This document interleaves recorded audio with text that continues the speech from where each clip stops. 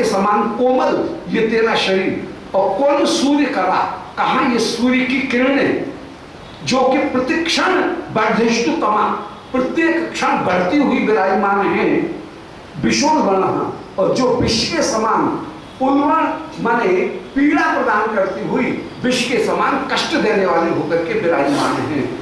बेटा रहने दे, क्यों जा रहा है, क्यों जा रहा है? असो यदमी स्फुटंत नो जनेत्रास्तव सौभोज्यता। बेटा तू जाता है और फिर भी हाय मैं जीवित रहती हूं। ये मेरे हृदय को विधाता ने कैसा बनाया है? यशोदा जी कह रही हैं, बोल बेटा मालूम होता है विधाता ने मेरे हृदय को कहीं पत्थर के सार से तो नहीं बना दिया। अस्मो यदमिस यद अमी स्फुटंत नो, मेरे ये प्राण फूटते नहीं है, ये मेरे प्राण शरीर को फोड़ करके बाहर क्यों नहीं निकल जाते? रोज ऐसा होता है, रोज तू जाता है और फिर भी मैं जीवित रहती हूं। हाय ये प्राण कितने कठिन हैं जो कि इस शरीर से चिपके हुए हैं, कितनी कठिनाई के साथ में ये प्राण शरीर से चिपके हुए हैं। तो असरो यद अमी स्फुटंत दो, मेरे प्राण शरीर से ऐसे चिपके हुए हैं कि स्फुटंत नो, ये बाहर नहीं निकलते हैं, बाहर नहीं निकलते हैं। जनेत्रा, हाय कहती तो मैं ये हूं कि मैं तेरी मां हूं, परंतु कैसी मां हूं जो बेटा को दूर जाते हुए देख करके भी मेरे प्राण नहीं निकल रहे हैं। सौभोज्यता, हाय मेरे इस धैर्य रूपी गुण को धिक्कार है, धिक्कार है। सौभग उज्जता, सौभानी मेरी ये प्रशंसा है कि मैं बड़ी धीरवान हूं, धैर्यशाली हूं, इसके लिए ये धिक्कार की बात है। तत्वतः मेरे प्राण मैं सौभाग्य से उज्जित हूं, सौभाग्य से रहित। जो मेरा पुत्र मुझसे दूर चला जा रहा है, अति निष्ठुरता पदे परा, बद साम्राज्य धुराम अतो दधु। और बेटा खैर कहीं पुत्र जाते भी हैं, परंतु हाँ मेरा पुत्र तो उस स्थान पर जा रहा है जहां पर सारे कष्ट ही कष्ट हैं, वन में कितने कष्ट होंगे उनमें तू जा रहा है। बेटा तू उस स्थान पर अपना शासन करना चाहता है, राज्य जमाना चाहता है, जो स्थान अत्यंत निष्ठुरता का स्थान है।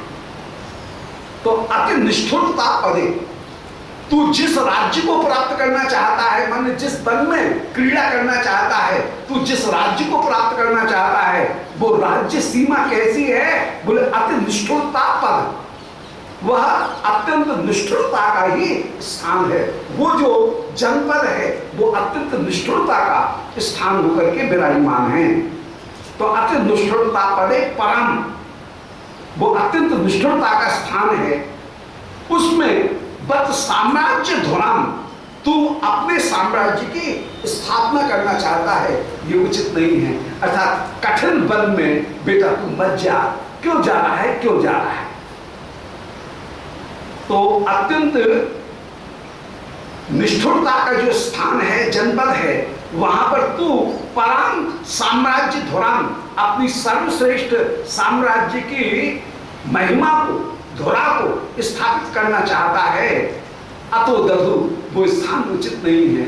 हाय मैं कैसी भाग्यहीन हूं जो तुझे वहां पर भेज रही हूं, और मेरे प्राण अभी भी मुझसे चिपके हुए हैं। तो असो यदमी स्फुरंति स्फुटंत ना, मेरे शरीर से शरीर फोड़ करके ये प्राण बाहर नहीं निकलते हैं। असो हमारे प्राण वे बाहर नहीं निकल रहे।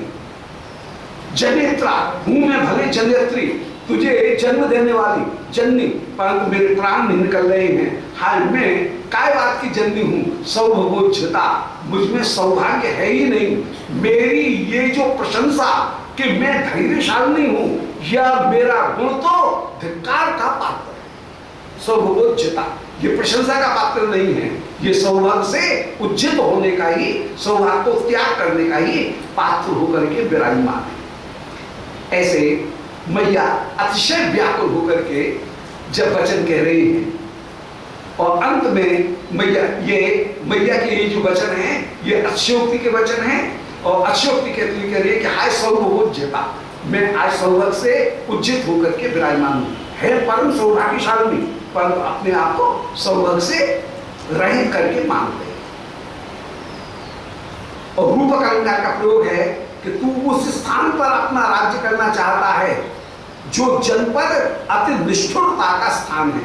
अति निष्ठुरता रूपी जनपद में तू अपनी साम्राज्य की धुरा स्थापित करना चाहता है। रूपक अलंकार का प्रयोग है। धवला परिपांत बल्लवा, हमारे यहां पर क्या गोपों की कमी है? बल्लव माने गोप, गैया चराने वाले। तो बल्लवों की कोई कमी नहीं है, गोपों की कोई कमी नहीं है। धवला परिपांतो, अरे गैयाओं का पालन, इतने सारे गोप हैं तो सही वे कर लेंगे। धवला माने गोप नहीं गाय, और बल्लवा माने गोप, गोप गैयाओं का पालन करें। अथवा ये ब्रजराज यहां पर बैठे बैठे क्या कर रहे हैं? भैया तो नंद बाबा से भी झगड़ा करने के लिए बैठ जाए और कह रही है कि स्वयं ब्रजराज ये यहाँ पर बैठे बैठे क्या करेंगे? केवल चौपड़ खेलेंगे, केवल गप्पे लड़ाएंगे। अरे इनको गैया चराने जाना चाहिए, खुद तो जान नहीं रहे हैं और मेरे दुग्ध मुख बालक को हाय भेज रहे हैं। अरे आदमी तो जरा घर के बाहर रहे तो गृहिणी को जरा संतोष रहता है, ठीक रहता है।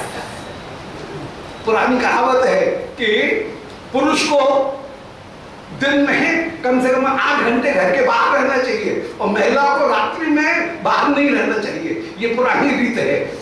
महिला को जल्दी रात संध्या होने के पहले घर पे लौट आना चाहिए और पुरुष जो है उनको घर के बाहर रहे तो ज्यादा अच्छा है। कभी कभी तो जो पुरानी वो महिलाएं हैं, हमारी बहन जी की जो भुआ सास, वे कहती दही मारो निगोरो, दिन भर घर में बैठो रहे, कभी कभी चाय लाओ, कभी कभी पानी लाओ। अरे थोड़ी देर बाहर चलो जाए तुमने चैन तो पड़े। एतवार की छुट्टी में कभी फूफाजी रह जाते थे घर पे तो वो झुलझाती हुई कहती निगोरो घर में पड़ो रहे, अरे बाहर चलो जाए तुमने चैन तो पड़े।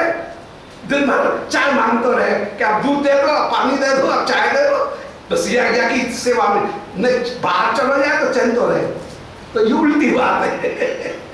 तो ये रस की ये यहाँ पे भी श्री ब्रजरानी आज ये कह रही है, नंदरानी ये कह रही है कि धवला परपांत बल्लवा, बल्लवा जो गोप हैं वे गैयाओं को की रक्षा करें, स्वयं वो ब्रजराज ये तो। और ये ब्रजराज क्या कर रहे हैं? बूढ़े अरे तुम जाओगे गैया चराने के लिए, मेरे छोटे बालक को भेज रहे हो, यहाँ दिन भर बैठोगे खामखा बैठ करके केवल गोपों के साथ में गप लड़ाओगे, तुम्हें यहाँ पर कौन सा काम है? तुम गैया चराने नहीं जा सकते हो। अपने धनी से भी लड़ रही है यशोदा जी। तो कह रही है कि ब्रजराज ये तो ब्रजराज स्वयं गैया चराने के लिए जाए ना। स्वहटन जहाते हा शिशो, कन्हैया बोले भैया नहीं बाबा काय को जाएंगे, हम जाएंगे। अगर अपने घर को काम हम नहीं करेंगे तो और कौन करेगा? हम अपने घर का काम करने के लिए जाएंगे। मैया कह रही है कि बेटा तेरी जिद के आगे मुझे चुप होना ही पड़ता है। स्वहटन जहाते हा शिशो, अरे बेटा जब तू अपने शिशु हट का त्याग नहीं करता है, बाल हट का त्याग नहीं करता है, कथम श्वसितुम स्वबंधुता, हाय उस समय तेरी बंधुता वह कैसे श्वास लेती हुई विराजमान होगी, कैसे प्राण धारण करेगी।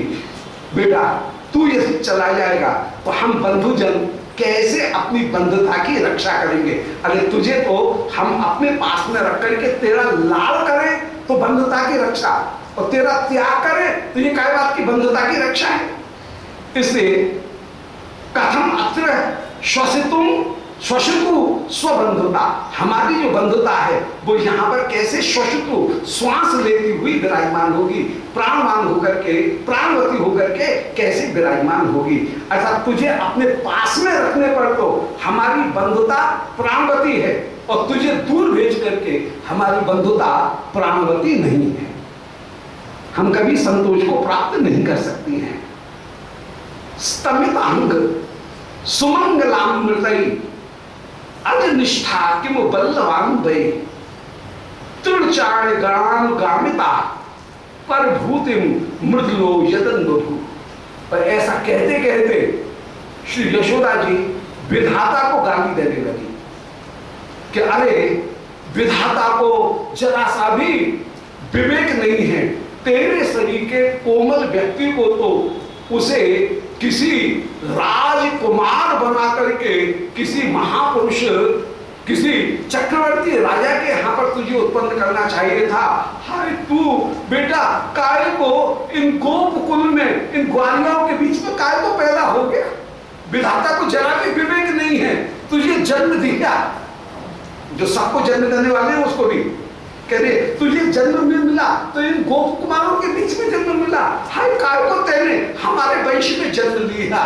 ऐसे व्याकुल होकर के ये कहीं कटाक्ष के वक्रोक्ति में जो वचन है वो वक्रोक्ति के वचन श्री यशोदा जी कह रही हैं कि स्तमितांग, अरे कोमल श्रीअंग वाले, अरे कोमलांग, स्तमितांग, स्तमित मन को परम कोमल, हाथ छूने से जो मुरझाए ऐसे परम कोमल अंग वाले। अरे बेटा सुमंगलाम मृतई अज निष्ठा, तू जितने भी मंगल में अमृत उन अमृत से युक्त होकर के तू विराजमान है, तेरे अंग अंग जैसे अमृत के बने हुए हैं, उस सुमंगल अमृत से युक्त होकर के अजनिष्ठा तूने जन्म लिया। परंतु हाय क्यों बल्लवान हुए, तुझे जन्म लेने के लिए हम श्रमजीवी गोपों का घर ही मिला क्या, जो यायावर जाति जो श्रमजीवी होकर के गैयाओं के पीछे भागते रहे, कभी यहाँ है कभी वहां है कभी वहां है, एक जगह जिनका कोई ठिकाना नहीं, जो अपने सारे सामान को आश्रय बना करके विशेष रूप से कहा रखे हैं, बोल जो बड़ा गाढ़ा है शकट उसके ऊपर ही सारा सामान बना करके रहे, और गोप जाति का शकट ही मुख्य आश्रय होकर के विराजमान हो। कभी शकट पलट जाए तो हाय हमारा घर पलट गया, जैसे घर की दोबारा प्राण प्रतिष्ठा कराई जाए, वास्तु पूजन किया जाए, ऐसे गाड़ा भी पलट जाए तो उसको दोबारा सजा करके, कन्हैया ने जब ठोकर मार दी और गाड़ा पलट गया, उस समय ब्रजवासियों ने गाड़ा की पूजा की, गाड़ा की स्थापना करके शांत कर्म कराया, गाड़ा को कहीं दधी अक्षत लाजा इनके द्वारा बलि देकर के बलि समर्पित करके गाड़ा की देवता रूप में पूजा की। क्यों? बोल ब्रजवासियों का वह शकट ही कहीं मुख्य आश्रय स्थान होकर के विराजमान, जैसे घर की पूजा की जाती है ऐसे गाड़ा की पूजा करते हुए श्री ब्रजवासीगण विराजमान हुए। तो तेने इस यायावर जाति के बीच में काय को जन्म ग्रहण किया। हाँ तू क्या यहाँ पर रहने लायक था क्या? तू तो किसी चक्रवर्ती राजा के यहाँ पर रहने लायक था। अब कहाँ कोई चक्रवर्ती राजा, कन्हैया इन ब्रजवासियों का जो सुख है उस सुख के सामने कन्हैया को कहाँ सुख मिलेगा। पर श्री यशोदा जी ये एक सहज स्वभाव है कि व्यक्ति जिस परिस्थिति में होता है उसमें उसको असंतोष और दूसरे की वस्तु अच्छी दिखे, दूर के ढोर सुहावनी, वो वाली बात है। तो दूर की जो वस्तु है वो तो अच्छी लगे और अपनी जो वस्तु है वो अच्छी नहीं लगे। तो यशोदा जी व्याकुल होकर के उसी स्थिति में कह रही हैं, दैन्य धारण करके कह रही हैं कि स्तमितांग सुमंगलामृत ही, अरे मंगल में अमृतों से युक्त परम कोमल अंग वाले अजनिष्ठा किमु बल्लवान भये, ऐसे कोमल श्रीअंग को अमृत में श्रीअंग को लेकर के तूने इस ब्रजवासी गोपों के बीच में काय को जन्म ग्रहण किया। यदि यहां पर जन्म ग्रहण करना था तो तुझे हृष्ट पुष्ट कठिन अंग बन करके तुझे जन्म लेना चाहिए था। फिर कोमल अंग वाला होकर के जन्म नहीं लेता, और कोमल अंग वाला होकर के ये तूने जन्म लिया, तो यहां पर इस श्रमजीवी गोप जाति के बीच में तूने क्यों जन्म लिया? तू जन्म लेता कहीं किसी चक्रवर्ती कोमल जहां मखमलों पे रहता, ऐसे भवन में तू जन्म लेता, राजकुल में जन्म लेता। तो अजनिष्ठा किम बल्लवान भई, इन गोपों के अन्वय माने वंश, बल्लव माने गोप, अन्वय माने वंश, हम गोप वंश में तूने क्यों जन्म लिया? अजनिष्ठा माने जन्म लिया। तृण चार ग्राम गामिता, हाय यहां पर यदि जन्म लिया है तो तुझे घास चरने वाली जो गाय हैं उनके पीछे अनुगमन करना पड़ेगा। तृण चारी घर, उनकी अनुगामिता तुझे यहां पर स्वीकार करनी पड़ेगी। परभूतिम मृदलो यदन बहु, परम कोमल होकर के यहां पर तुझे परिभूति माने पराजय स्वीकार करनी पड़ेगी। कहां तेरा कोमल श्रीअंग और कहां ये गैया चराने का कठिन श्रम साध्य कार्य, इनको करना पड़ेगा। ऐसी परिभूति को, मृदुल शरीर को तुझे, जो कोमल शरीर को भी जो परिभूति माने पराजय अनुभव करनी पड़ी, ये उचित नहीं है, उचित नहीं है। अरे विधाता, तूने क्यों कन्हैया को यहां पर जन्म दिया? ऐसे यशोदा जी अत्यंत अत्यंत व्याकुल हो रही है। ये वचन यथार्थ में नहीं, ये केवल दीनता में एक भाव स्थिति में कहे गए वचन है, अन्यथा ये तो कभी हो ही नहीं सकता है कि यशोदा कृष्ण को नहीं चाहे। परंतु ये जो वचन है केवल व्याकुलता में, दीनता में श्री यशोदा की भाव अभिव्यक्ति के रूप में ही ये वचन प्रकट हुए। ये कभी शब्दार्थ में ये वचन नहीं है, ये केवल व्याकुलता में कहे गए ये वचन है। यथार्थ में ये वचन नहीं है, यथार्थ में नहीं है, ये व्यंग्यार्थ में ही एकमात्र वचन है, व्याकुलता में कहे गए वचन। इति गदगद वर्ण मर्णवा, इति गदगद वर्णम अर्णवो विनयानाम जननी जनोदितम अगम्य ब्रह्म यानतः समतस्थौ न तदा तदग्रतः। ऐसे मैया के गदगद वर्णम अर्णव, गदगद वर्णों का, अर्णव माने समुद्र जब आते हुए देखा, क्या बात बोले है। इति गदगद वर्णम अर्णव, गदगद वर्ण ही जहां पर अर्णव होकर के, समुद्र होकर के विराजमान है। अब जैसे समुद्र एक सामने आए तो व्यक्ति को रुकना पड़ेगा, एक क्षण के लिए रुकना पड़ेगा, ऐसे ही मैया के वचन रूपी समुद्र को जो लहर खाते हुए कन्हैया ने देखा, श्री कृष्ण को उस समय रुकना पड़ा। मैया उस अर्णव को विनयानम, आज उस समुद्र को, वचन रूपी समुद्र को आज विनयानम जैसे खींच करके ले आई है, उसको प्रस्तुत करते हुए विराजमान हो रही है। विनयानम जननी जनोदितम, आज जननी जन उनके मुख से यह बात अपूर्ण रूप से निकल रही है। गदगद वर्ण जो है वो गदगद वर्ण उस समय मैयाओं के मुख से निकल रहे हैं। एक और श्री रोहिणी जी व्याकुल हो रही हैं, एक और यशोदा व्याकुल हो रही है, एक और श्री तुंगी जी, कभी कुबलिया जी, कभी किलाम्बा जी, अंबिका जी, ये सब की सब जो कृष्ण की धाय, कृष्ण की मातागण, ताई जी, चाची जी, ये सब की सब व्याकुल होती हुई विराजमान हो रही हैं। यदन बहु, उस समय जननी जनोदितम, जननी जनों के द्वारा कहे गए वचनों को जब श्री श्याम सुंदर ने अवगम्य सुना, उस समय विरम्य ज्ञानता, कृष्ण जो चल रहे थे, चलते चलते एक क्षण के लिए विरम्य रुके। एकाएक समुद्र बढ़ जाए तो रुकना ही पड़ेगा। तो मैया के इन वचनों को सुनकर के कृष्ण को ज्ञान माने उस मार्ग में एक क्षण के लिए रुकना पड़ा।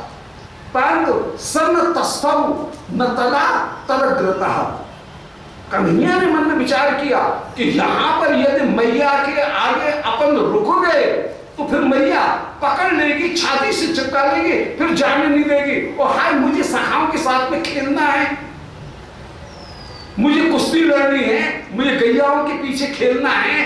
कहीं वृंदावन के जितने भी मेरे भक्तगण, वृंदावन के वे वृक्ष, वृंदावन के मगहरे में जो मृग हैं, मगहरे में, श्री गोवर्धन से वृंदावन आओ, बीच में मगहरा पड़े। मगहरा वो स्थान है जहां पर श्याम सुंदर बंशी बजाएं, जितने भी मृग जहां पर एकत्रित हो जाएं, उस वन का नाम है मृगहरा। पुराना नाम है मृगहरा, उसी का ही घिस करके आज भी बोलचाल में मगेरो। तो ये मगेरो जो है वो मगेरो, जैत, जैत के आगे फिर मगेरा, गोवर्धन रास्ता में जाएंगे तो मगेरा पड़ेगा। तो छठी का फिर मगेरा, मगेरा होकर फिर गोवर्धन राधा कुंड निकल जाएंगे।